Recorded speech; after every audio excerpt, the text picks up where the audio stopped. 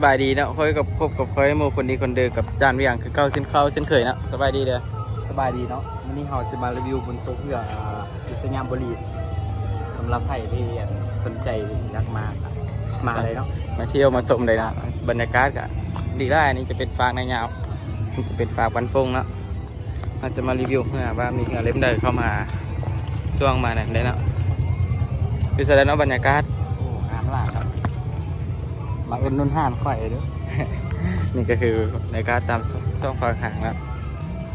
ขายหมวกเลยสนใจติดต่อได้ ผู้คนอาจจะเห็นจานเวียงบ่ได้เห็นจานเวียงดนเนาะเพราะจานเวียงไปบ้านหักมาเนาะไปหาสาวเนาะนี่ก็คือ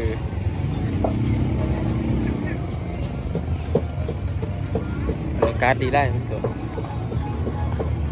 จะมารีวิวเหือนะพอดีมีเหือมาแล้วนะทุกคนเราจะไปเบิ้งเหือกันเลย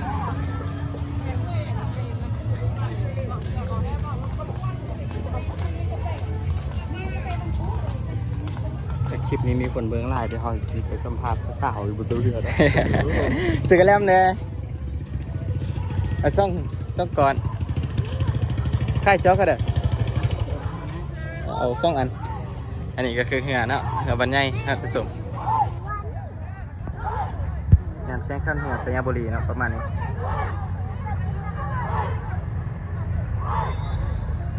อันนี้ก็คือบรรยากาศการซ้อมเนาะ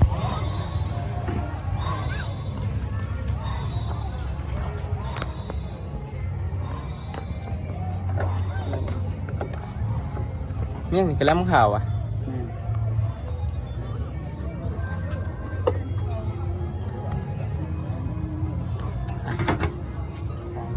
กระแลมโคนนะดีลอกซิมเนาะรีวิวรสชาติหวานชื่นใจเนาะคือแบบเขาบอกว่าถ้าหวานนะพอข้าเขาอยู่หันเนี่ยพอข้าก็ชิเปียวเนาะเพราะว่าเกินหน้าแล้วรสชาติมันคืออันเอาไปยักษ์สิบบ่ยักษ์ก่อนแล้วนะทำมาเบิ้งรีวิวเหือเขาดีกว่าเนาะตอนนี้เหือกำลังแข่งกันมาก็คือบรรณซ้ำภาษาอยู่ฝากซ้ายหกกับบรรณนาอยู่ฝากขั้วเนาะวันนี้เนื้อสยามบุรีจะมีจุดพิเศษแบบเอกลักษณ์แบบต่างมู่เนาะก็คือมันจะมีหัวมันยังต่างๆเนาะมาขนาดนำไปแล้วจังหวะนี้ตั้งคนตั้งเซอร์ตั้งคนตั้งพายตั้งคนตั้งยาวไว้เนาะไปแล้วท่านผู้ชมเนื้อคือบานนะซ้ำภาษาเนาะเนื้อคือบานนะขนาดแพทย์บอกจันรับไลน์เดี๋ยวถ้าคลิปนี้มีคนเบิ้งไลน์เขาสิไปฟักคุณเนาะถ่ายฟักคุณเลยอันนี้ก็คือฝากมันปงเนาะพาไปส้มฟักคุณเนาะในสิไป5ผู้เจ้าถ่ายบางผู้เจ้าคุณอาจจะมีผู้เจ้าถ่ายสักฟักนี้เนาะฟักนี้สิบุกค่อยเป็นผู้เจ้าได้ยังบุกอดมืองานเนาะทางคุณไลน์งานเริ่มจัดมือใดเนาะวันที่6วันที่7แล้ววันที่8อีกเนาะวันที่26ที่7ที่8เนาะทำไมนะ3 มื้อวันที่7จะแม่นนั่นเหือที่ร้องเพลงยิงนั่นแหละวันที่6จะเป็นเหือ15 10เนาะวันที่8ก็คือมือช่วงย่างนะก็คือเหือช่วงผู้ชายเนาะปีกายมันห้างแกล้งเอาแซมเนาะไปหาจีน่ารีวิวเป็นทางคนทางเป็นดิบโคนเนาะแคบไล่5,000 กีบกระตกอยู่ประมาณ4-5 บาทประมาณนั้น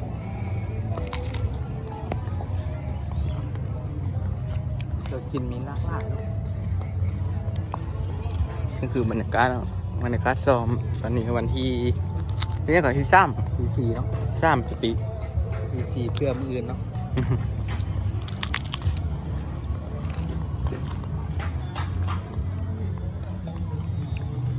คุณกำลังเข้ามาเบิ้งมาชมได้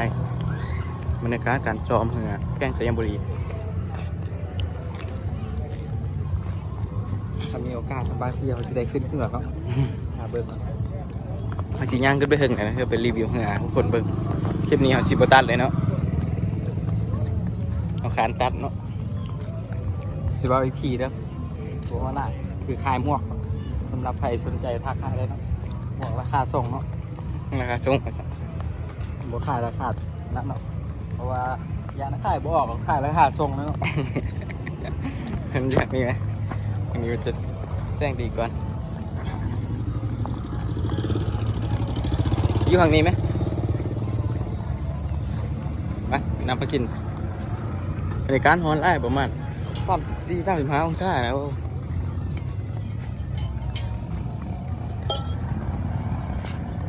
โอ้นี่คือคนทางฮะซ่องเหือเขาเนาะรีวิวคนทางไงเพียง ค่อนข้างดีได้เนาะ สามารถเอาปลามาปล่อยได้เนาะปลาดุกของเปิร์เอาปลาดุกเอาตัวเย็นมาปล่อยได้เนาะ โอ้โหคนเบิ่งอ่ะ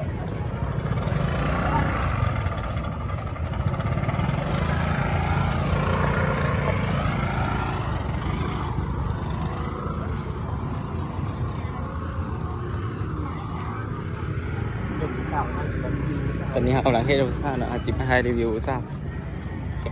ขอยอกเนาะมีเมียเนาะพักเมียเนาะ ขี้บางนีเป็นคนบดีเนาะ พักเมียกำลังตัวว่าคน นี่ก็คือมันผู้สาวอ่ะ บ๊ายบายกล้องแหน่ สบายคือเก่านะเขาประกาศมาเนาะ เกิดไป นี่ก็ผู้สาวอีกเนาะ บ่ต้อมเนาะ โอ้เปิดเพลงแดนเลย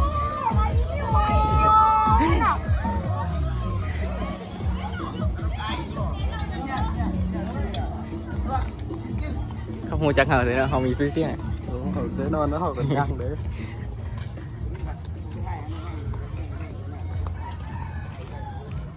ตอนนี้เขาก็ดีฮอนท่วงป้อยแล้วเนาะ ย่างกับมือก็เติบเลยเนาะตอนกลับลอยเอาถือกลับลอยน้ำเขาพอติดเพื่อนน้ำเขาก็ได้ดีการดีขนาดเนาะ นั่นนะครับนี่เขากำลังสีฮอนท่วงป้อยแล้วมันจะมีแห่ได้แห่จีมายุพีเนาะ ก็จะมีน้อยลงมาอาบน้ำไหลสำหรับใครที่อยากอาบน้ำก็มาอาบได้เนาะกองกลัวกลัวอย่างกลัวทนากลัวอย่าง นี่ก็คือแห่เนาะแห่หัวมาก็คือแห่วันเราของเราที่แจ้งสิงห์บุรีจะมีหัวเป็นเอกลักษณ์เนาะอาจจะมีหัวเป็ดหัวไก่หัวมาหัวหงส์หัวอย่างต่างๆเนาะเขาสัญญาเขามีเอกลักษณ์เฉพาะตัว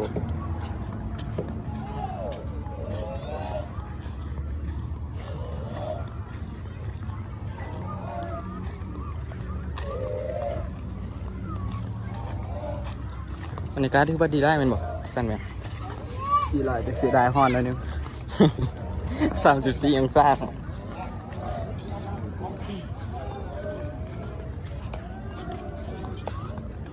อาจจะ จะไปคือเขาไหนหมดเลย คลิปเฮากันเลยเดินทางมาฮอน10 นาทีแล้วอ่ะจิกัด40 นาทีแล้วเราจะมารีวิวห้องเหือเนี่ยต่าง ช่างครัวนี้คนนำสิครับคืนก็คืนหลาย ๆห่าง เลย กองขั้วห่างท่ามป้อยแถวนี้น่าจะคือแล้วเขามีคนไล่เนี่ย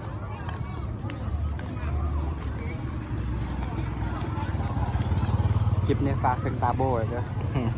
เพราะเพิ่งจะบูยังเนาะ แต่ตาโบเห็นแล้วเล่นมาเลย ชาวสิงห์บุรีเนาะมาชมในงานบุญช่องเหือประจำปี2025เนาะคนกับคืนกันนั้นเนาะจังเนี่ย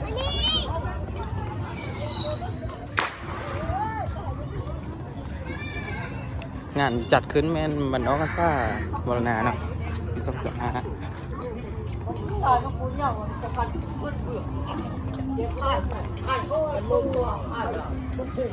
มืออื่นเขาสิไปรีวิวยูฟ้าข้างนั้นเนาะนั่นป่ะจ๊ะ แม่นๆคุณห้องไปรีวิวเวลาชิมวนวันพอผู้สาวไหนก็ได้เนาะ ข้างทางนั้นมีลูกสาวมานั่งไล่เนาะเสื้อกินหรอกระแลมรสวันนี้ให้สิมารีวิวกระแลมรสเนาะรสเท่าไหร่อันเท่าไหร่ ฮะ 2,000 เอาซ่าใหม่นี่บ่เคยเห็นผู้ใดบ่เคยเห็นกระแลมโบราณกระแลมรอด เราสิได้กัน สิได้ก็ยืมเงินเนาะ6,000นี่เนาะเฮียแกงน้ำไก่ใช่เอาอีกอันนึงเป็น4อันเลยนี่ก็คือเอาแล้วพร้อมแล้วเราจะแกงนำอันนี้มันนำอันนี้เขานี่วะ อันนี้ นำนี้ เราบ่ผิด นำนี้ นั่นน้ำปัด นี่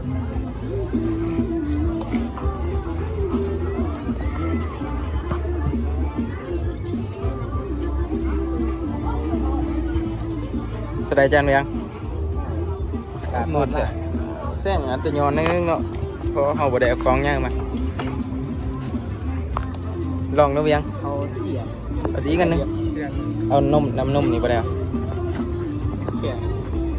มันบ่แข็งหนา บ่แข้งมาตัวนี้บ่ทันแข้งยังไงเดี๋ยววะ แล้วก็ใส่แป๊บๆเสียบ เป๊ปซี่ก็ได้เป๊ปซี่กับ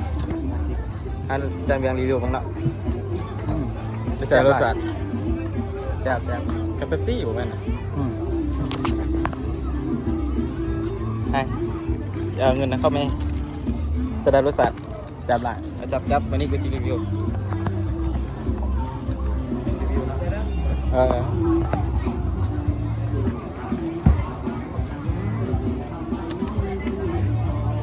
รสจัดกับเป๊ปซี่เลยต้นจำอุ่นนุ่นไหนเลยห้าในยาวเนาะนุ่นไหนห้ามบ่อยเลยอะไรเนาะรีวิวนี่ก็คือประจำที่เริ่มบ่อยอันนี้หัวไก่นะอันจะเป็นผู้หญิงที่เอกลักษณ์ของสาวไทยยังบุรีก็คือหัวจะมีหัวนุ่มหัวไก่หัวสัตว์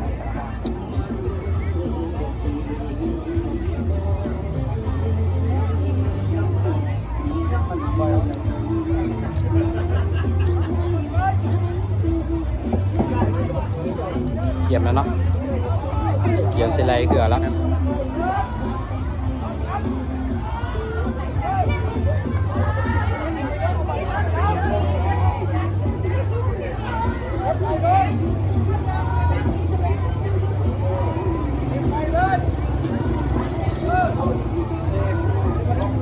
ล้วจะไปรีวิวต่างๆ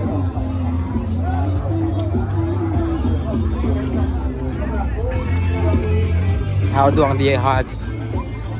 เห็นหมูคู่เขาเนาะ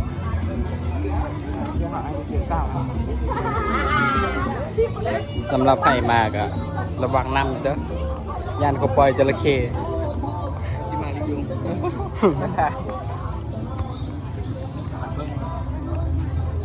ยูห้ามเขาไว้ครับ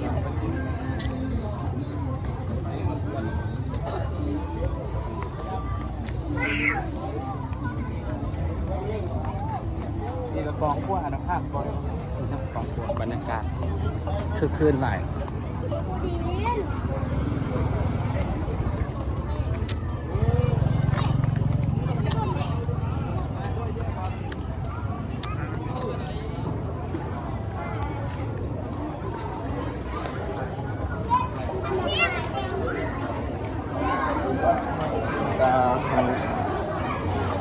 บอดี้นักกระหลังซีพายเข้าพักก่อนนี่ก็คือเหือนะฮอจีให้ทุกคนมาเบิ้งหัวเหือบันแต่ตัวน้อยหรอกเหือเสียงบุรีแต่สันนะโอ้ยทางลงกับทุลักทุเลแล้วนะอันนี้จะเป็นมือซ้อมด้วยทุกคนฮะ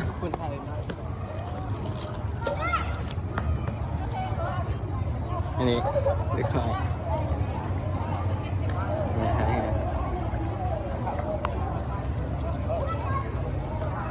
นี่คือเด็กน้อยไงฟังได้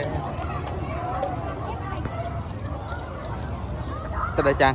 ฮอนะโอ้สุดๆโคตรทอดนี่ก็คือไส้น้ำหุงนี่ก็คือเหือเนาะบ้านนัดต่อน้อยเท็กเซียบุรีอันนี้จะเป็นเหือซูดหรือว่าเหือไม่ใช่เหือบุหูเนาะ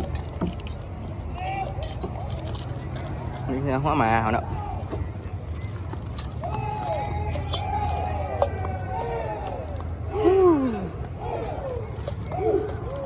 หายขึ้นมาแล้วเนาะอันนี้จะเป็นบันอันเราเนาะหัวหมาอันนี้จะเป็นหัวห้อง น้ำบุซุปน้ำผึ้งมี ยังยืดเหิงอีกเนาะในเฮาสิมารีวิวจับเอาไปสิรีวิวหัวหา มารีวิวห้อง คลิปวิดีโอนี้เขาก็จบไปอย่างวันนี้ก่อนคลิปวิดีโอนะฮะผู้ใดอยากติดตามครับชมเขาสิมารีวิวค่าช่องทางอีกผู้ใดมากกดไลค์กด Subscribe กดติดตามไปเด้อบ๊ายบายครับ